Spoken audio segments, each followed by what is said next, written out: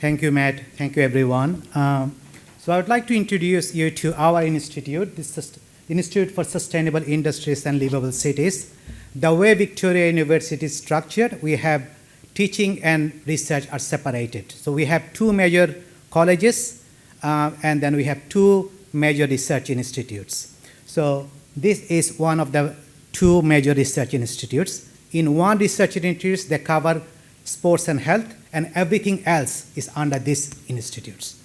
So, so most of the research in relation to disaster management are done based within this institute. So here we have 6 groups we are working on this area, in this area. 3 are in the STEM and 3 are in the HAS area. So I will go one by one. Okay, so this is another one. So I would like to acknowledge the ancestors, elders, families of the Kulin Nation who are the traditional owners and custodians of Victoria University land. As we share our own knowledge practices within the universities, may we pay respect to the deep knowledge embedded within Aboriginal community and their ownership of country. Okay, so bushfire modeling at wildland-urban interface. So this is my area. So with me, I have a newly recruited staff member, Sid.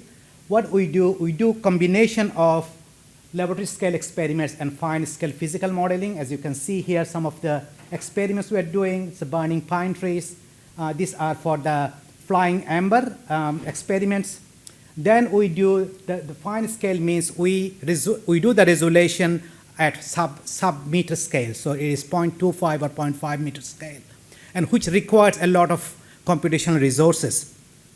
And that's why these are run in supercomputers. It may take 2-3 days. These are not used for operational modeling. These are basically to understand the physics, and sometimes we develop, we call it parameterization, to reflect the dynamic fire behavior within those operational models. As you can see here, this is a transition from surface to fire. This is a real life fire, and you can see the modeling here. And similarly, the flaming firebrand burning from the trees and how they are landing on the houses. And we are here looking at the risk posed to that houses by the firebrand as well as the fire and the radiation. What we are trying to do here is we are now trying to model fire propagation in real terrain. This is made by the LiDAR, the fuels, and the terrain, and we are modeling fire propagation on that terrain.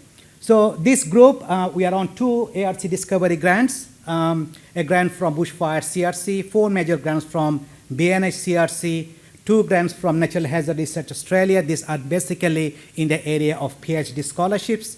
We are part of ARC Center of Excellence bid led by UNSW, and we have number of publications, industry reports, and HDR completion. Next, we have built environment, urban environment. The vision, it's led by Associate Professor Elmira. Elmira is here. So the core research area is urban overheating, ventilation, energy, air quality, etc. So, and from this group, we had multiple publications, and including journal papers and reports. There are a couple of journal papers we have listed here. We had some major grants, especially about the greening solutions. You can see the our rooftop project, Singapore, Australia greening program, enhancing indoor quality, climate quality, energy efficiency.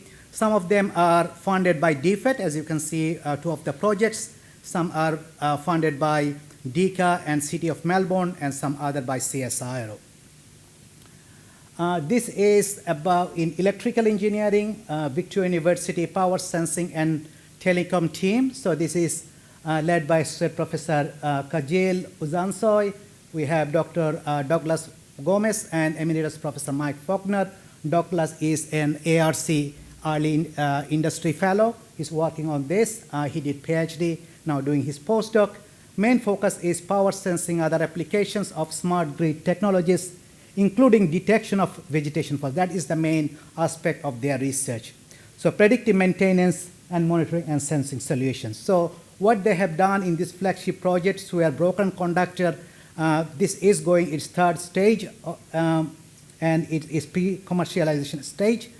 So what they have done is they have developed a device that can detect and locate broken conductors in regional Victoria power networks. As you can see here,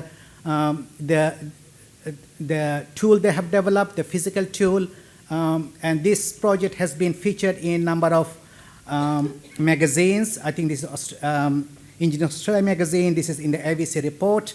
This is a groundbreaking work they have done.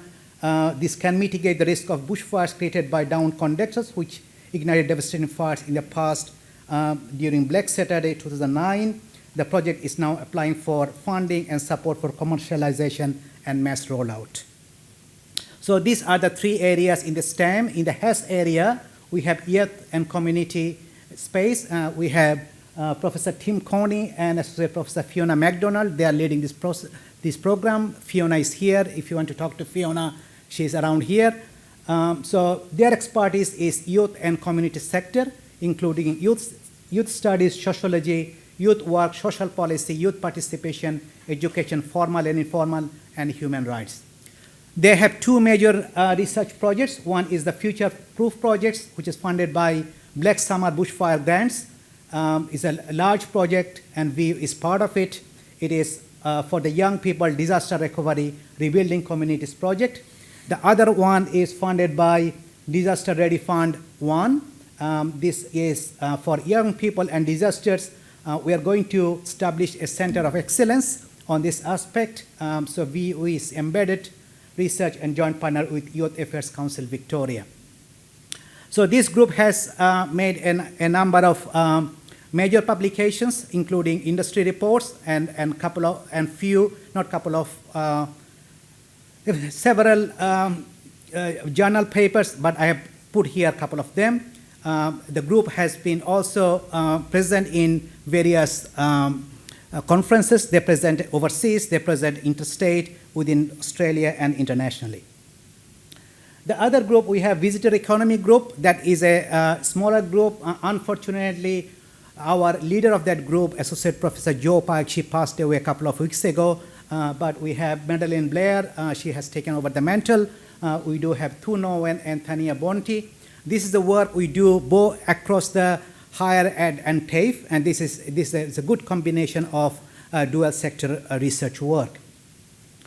So their main work is about the resilience and the recovery, what happens to the tourism industries after disasters. As you can see here, a major report which is based on the 2020 bushfire as well as COVID-19 pandemic and how it affected the tourism industries and how they can recover from that industry in that disastrous situations. So as you can see, they have a number of projects funded by Australia Asian Council, the local council, Victorian tourism industries, and some funding from overseas, and Murray River Regional Tourism Board and Tourism Northeast and Tourism Northeast. And my last slide is systemic risk and socioeconomic transformation. This group is led by Professor Roger Jones and Celeste Yang. Celeste is here. If you want to talk to Celeste, you can talk to Celeste. This group is very successful in attracting fund and doing groundbreaking research. Their approach is transdisciplinary and interdisciplinary, which translate research and embed it into systems through multi-party collaboration with decision makers and practitioners across government, communities, and industries. As you can see here, a number of industry reports here, some for the Bushfire and Natural Hazard CRC, some for other institutes. As you can see, their area is on number of areas. One is on the volunteering.